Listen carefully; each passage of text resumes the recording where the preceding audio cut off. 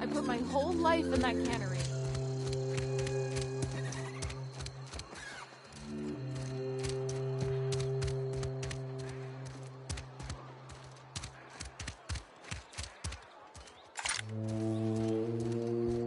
Hey, I need to talk to you. Something you need?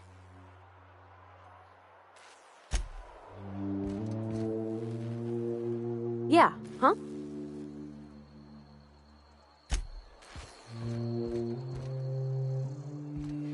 Just as I was on the mend, the cannery had to go and shut down. Let's see it. Don't keep us waiting.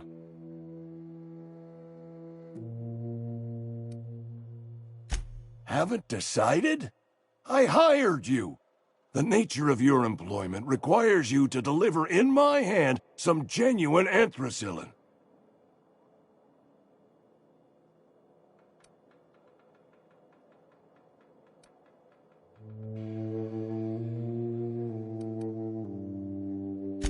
Sweet life-giving nostrum.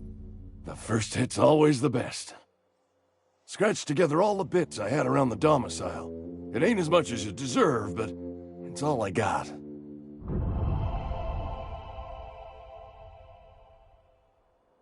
You're wringing the blood out of me. Here, you can have whatever's in my pockets. Something you need?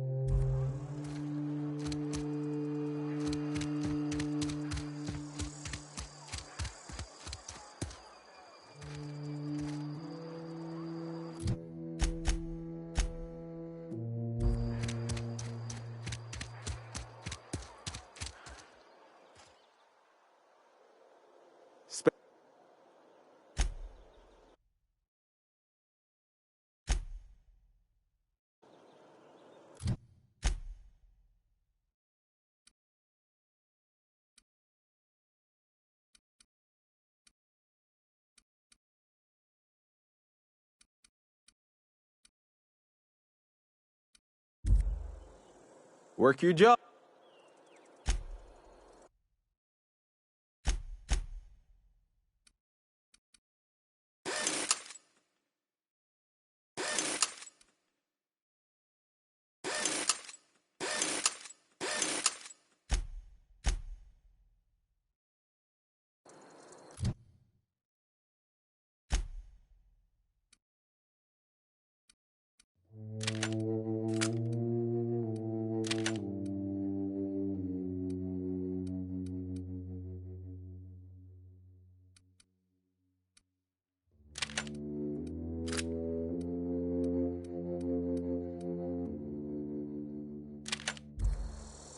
It's not the best choice.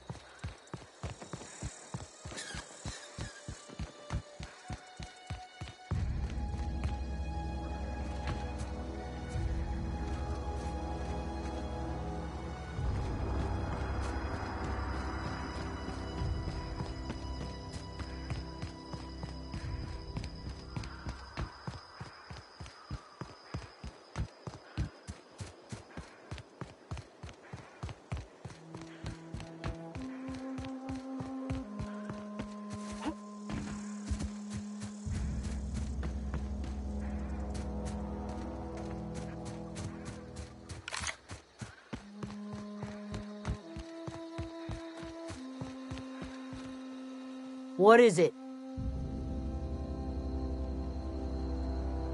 We didn't always get along, but I'm glad to know she's safe. What happened, anyway?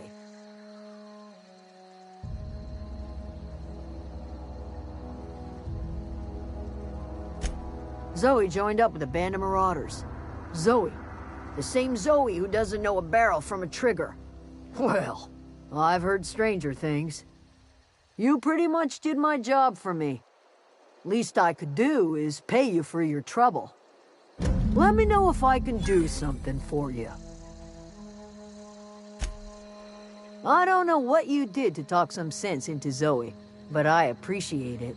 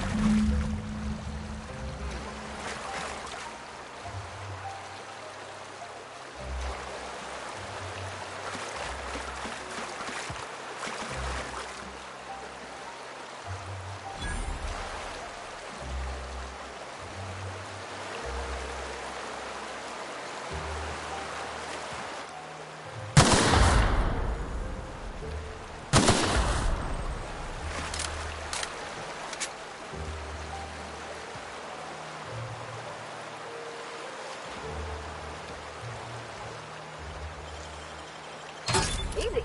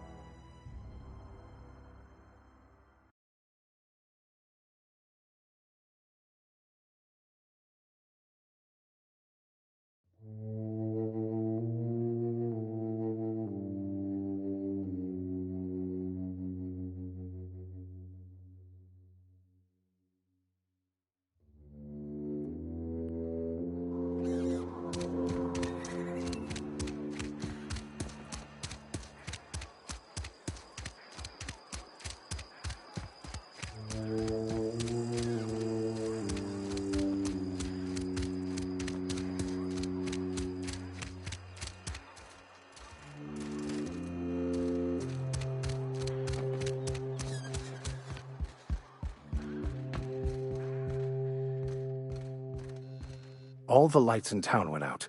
Since then, I've had wild-eyed workers begging my guidance. I'm surprised you would go along with this action, Ms. Holcomb. I'm not sure what the right and wrong of it is, sir. But leaving the deserters with neither walls nor lights would have left them to the mercy of marauders. Let's hope walls alone are sufficient, then.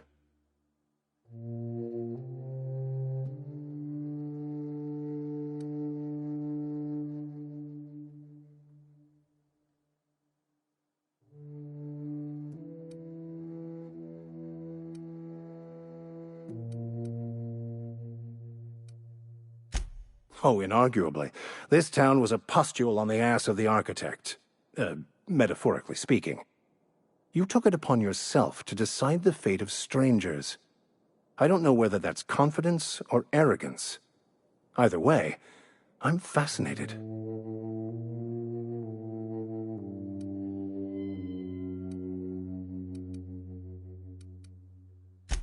Wonderful. This is fantastic. Well worth all the sacrifices Wait. What the fuck is this? Is this French? I can't fucking read French. It's a law-forsaken joke is what it is. French. Ha! I was so high and mighty, preaching to the yokels about following the plan, while fighting it at every turn.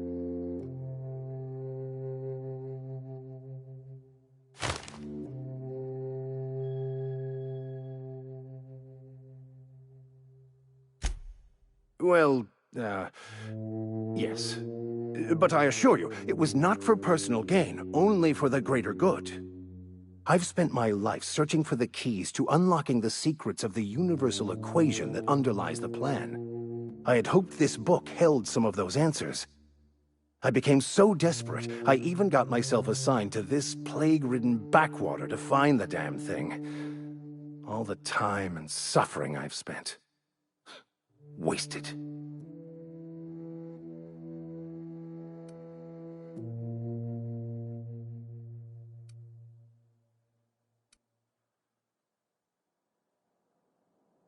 Please, those dolts?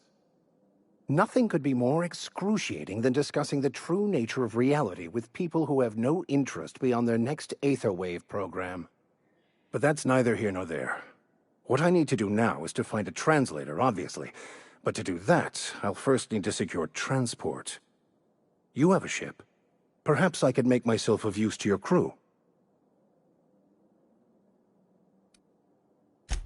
Free spiritual counseling, someone to watch your back, not to mention a grown-up in the party. I'm 28. Exactly. I'm pretty handy with a tossball stick, or any blunt instrument, really. I'm also a passable gun hand, if it comes to that. I can usually talk my way out of conflict, though. Oh, I'm fairly competent at hacking computers as well.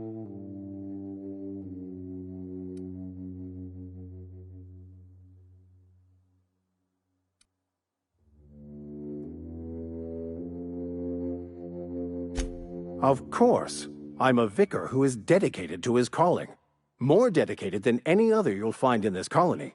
I joined the OSI to help decipher the grand plan. But instead, I ended up the vicar in a prison due to ignorance and politics. Then I came here. Satisfied?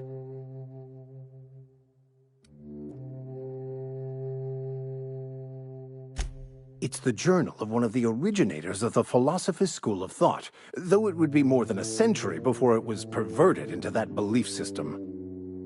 Philosophism's a false religion that stands in contradiction to almost everything we know to be true. They believe all is chaos, in stark contrast to OSI's belief in the plan. But most of that came later. Bakonu had some interesting theories about man's perception of reality that I thought could be applied to our attempts to decipher the plan.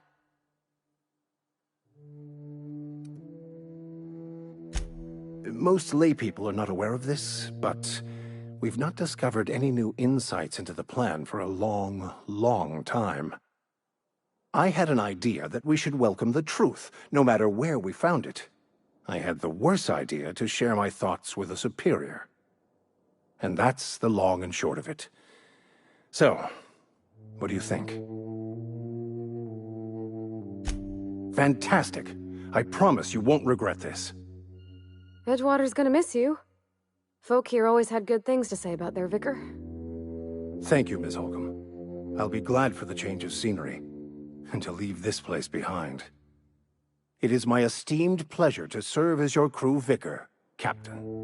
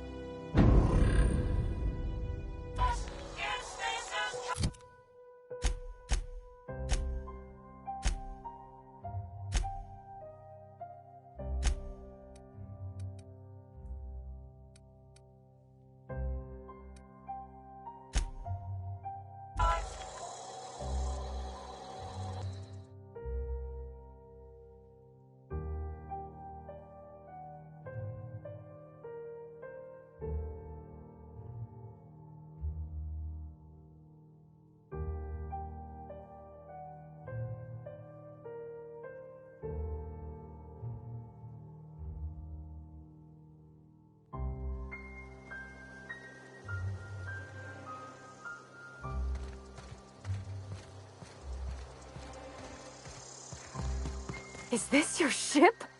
Oh my stars, she is just so handsome! Does she have a name yet? What's her drive model? Oh, gosh. Listen to me babbling. When I was in Edgewater, I dreamed of flying on a real ship, working on a real engine, belonging to a proper crew. Edgewater won't last another season without power, but that don't change the fact that I'm indentured to Spacer's Choice. Company expects me back at my post.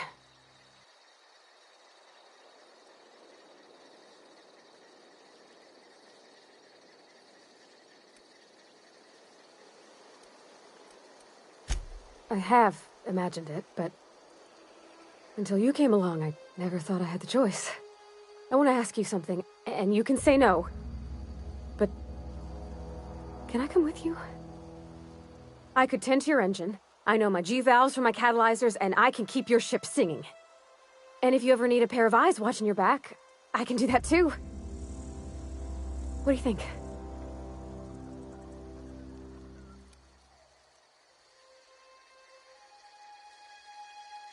I know.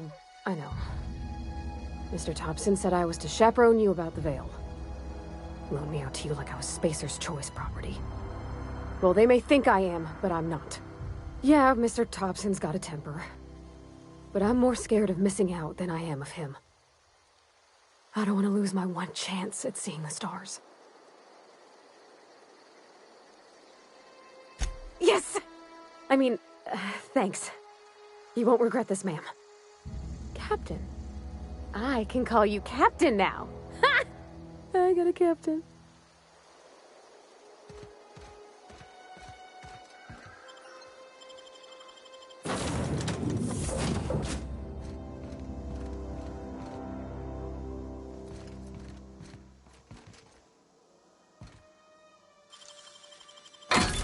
Good, we're in.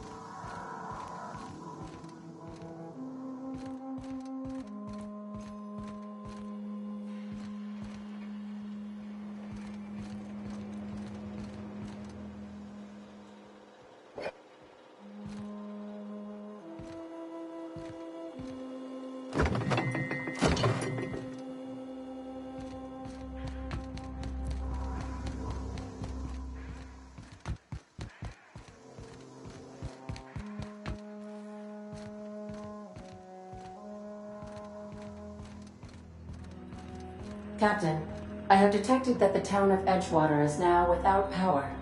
I appreciate you doing your part to hasten their demise. What can I do for you, Captain? Do you know how to install a power regulator? Outstanding, Captain. Your aptitude for engineering will prove invaluable in the event of another catastrophic engine failure. Our engine room is located behind you. Across the cargo bay, up the ladders.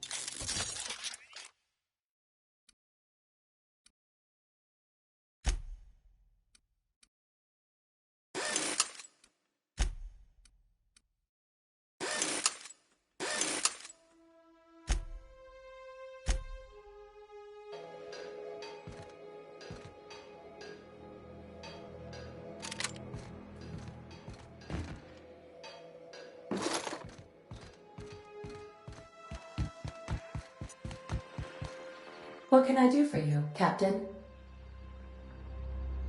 All systems are operating within acceptable parameters. I am prepared to bring the Unreliable into low-altitude orbit. This should prove an adequate test of our flight capabilities.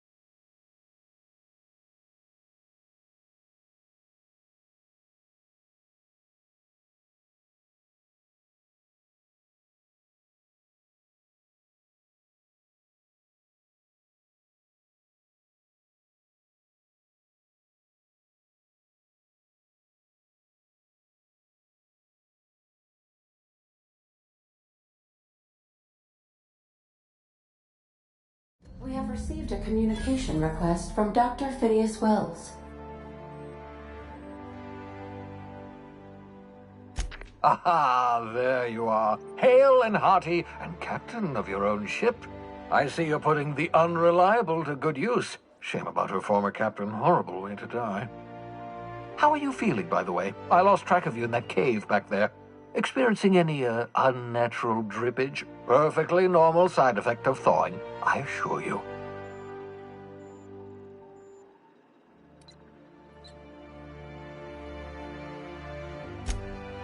Oh, that, yes, that's probably permanent. I wouldn't worry about it, though. I'm sure you're fine. What you saw in Emerald Vale is happening all across the colony. Food shortages, lack of supplies, and basic necessities. We're dying. The chairman, the minister, and all their lackeys on the board are to blame. The Hope has some of the brightest minds Earth ever sent us. If we can revive the Hope's colonists, they can help us undo the board's mistakes. They can help us set things right. You need to get to Stellar Bay on Monarch. I have contacts there. They'll help me, help us, find the chemicals to revive your fellow colonists. Gladys Kelly, lovely woman, runs a cozy little black marketing outfit on the Groundbreaker. She can get you a nav key to land on Stellar Bay.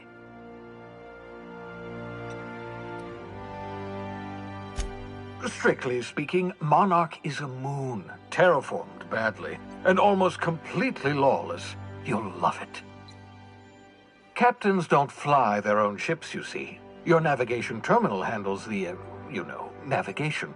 Think of a nav key as a set of flight instructions.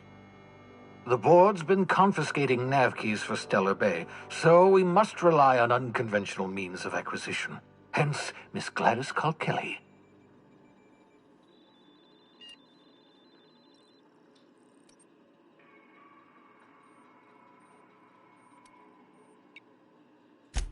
In theory, I suppose you could land your ship in Cascadia, and in theory, I suppose you might survive the experience. Cascadia is utterly seething with dangerous, highly aggressive creatures, more than capable of tearing you limb from limb. You'd have to be a lunatic to land in Cascadia, and I'm reasonably certain I tested your brain for incipient signs of insanity. Trust me, talk to Gladys Kelly.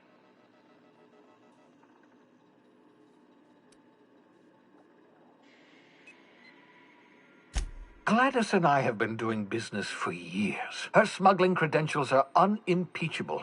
If anyone can get you a key to Monarch, it's her.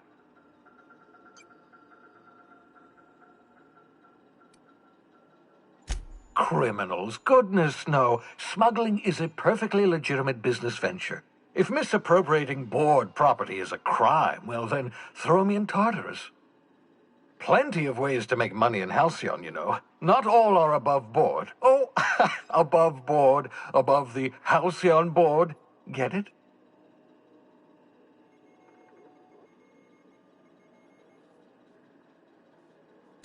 Ah, well, sophisticated humor, puns. Appreciation of puns is a sign of advanced intellect, you know. Excellent. I'll send her a wireless. Let her know you're coming. By the way, I gave Captain Hawthorne a disguise apparatus of my own design, cutting-edge technology, years ahead of its time. I call it the holographic shroud. I'm sure it will prove remarkably useful to you. You'll find it in the captain's quarters. Excellent. I'll contact you once you've found a way to get to Stellar Bay. If you have any questions, come see me in my lab. And remember, don't trust the board. They'll try to win you over with promises of wealth and power, but it's a lie. The board's only interested in filling their own pockets. If we don't put a stop to them, they're going to run this colony to the ground. Transmission ended. If you are ready to depart, please select a destination on your navigation terminal.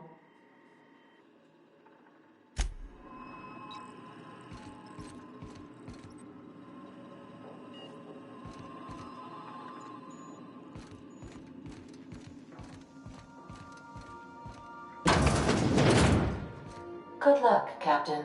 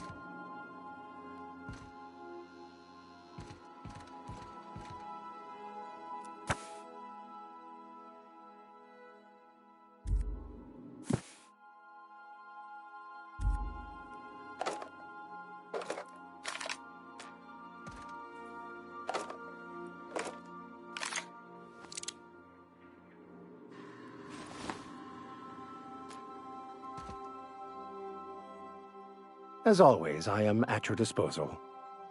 Anything you'd like to discuss?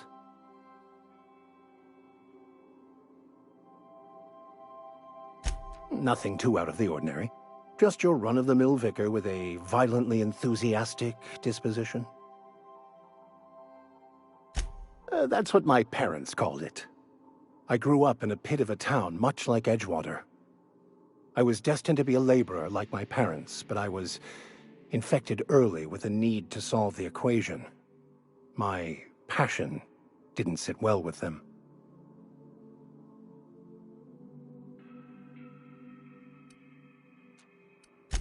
My parents, ironically.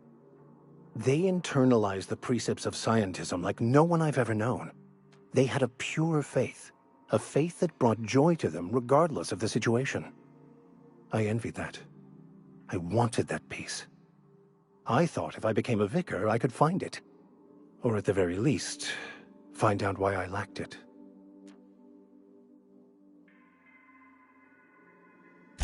They thought I was fighting the plan, should have accepted my lot. Some people pursue the clergy for power, prestige, but that was not me.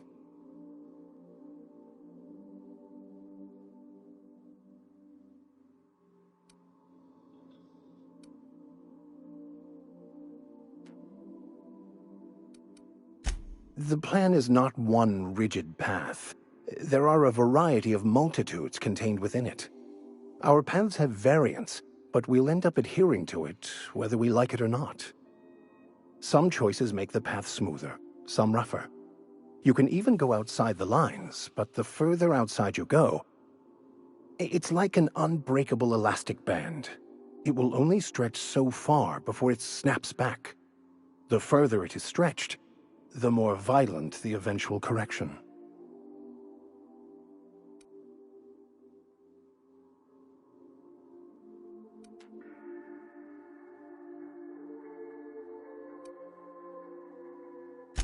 I have run headlong into too many walls in my pursuit of the truth. This book is my last hope, and you were my only hope of getting it translated.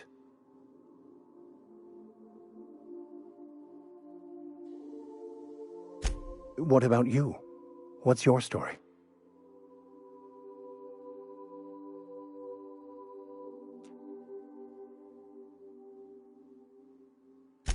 And how did he do that?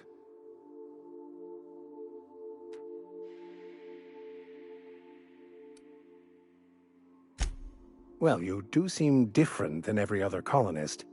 Let's pretend for the moment I believe you. What are you going to do now?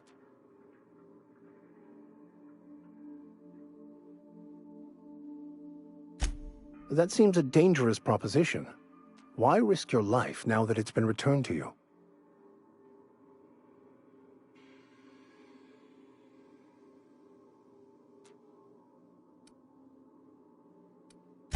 A commendable attitude.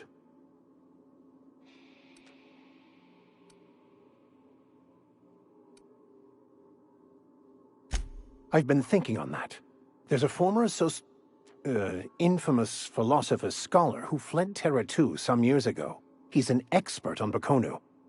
He's also who told me of the journal's presence in Emerald Vale. If anyone in this colony could translate that book, it would be him.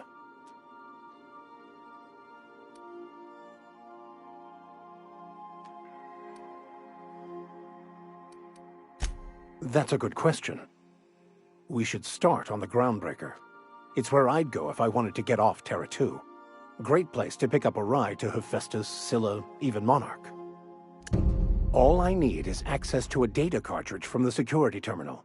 Their easily hackable system keeps a registry of all crew manifests for both arrivals and departures. I'll comb the last 6 months of departure manifests to track the Philosophist's off-world destination.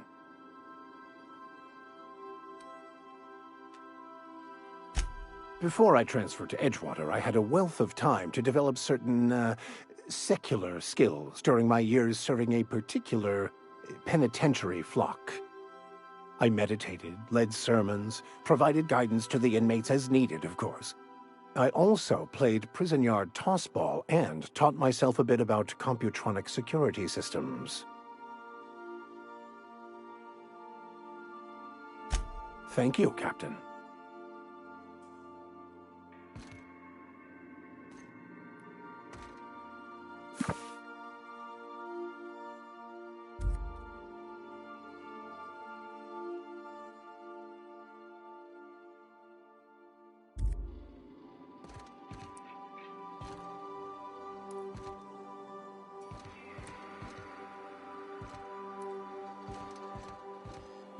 All crew members, please be advised that perishables should not be left on the counter for more than 48 hours, unless you are hoping for an infestation of sprats.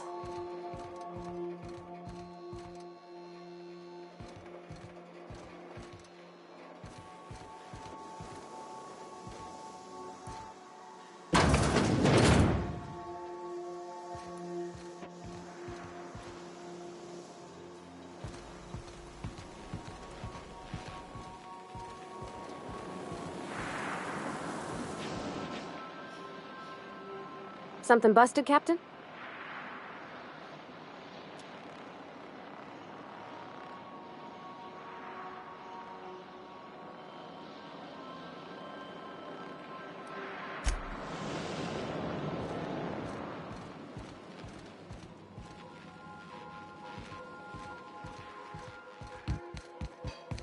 Want to be a brand new you? Try out our respecification machine.